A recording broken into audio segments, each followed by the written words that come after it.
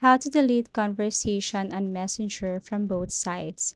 So first you have to launch your Messenger application.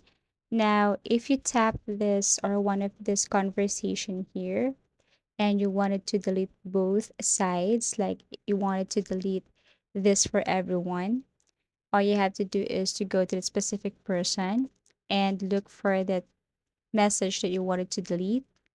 So if you're going to click the delete icon, you can see two options there. We have unsend and we have also remove for you. So if you're going to tap this unsend, obviously you can see here you unsent a message. This option is if you delete or if you want to delete this message for everyone. I mean, even the person or the receiver of this message cannot see this message anymore. But if you're going to tap this remove for you, this only means that you are just going to delete this message for you or for yourself only. It means that this friend, this person can still see the message. Okay, that's the difference between unsend and remove for you.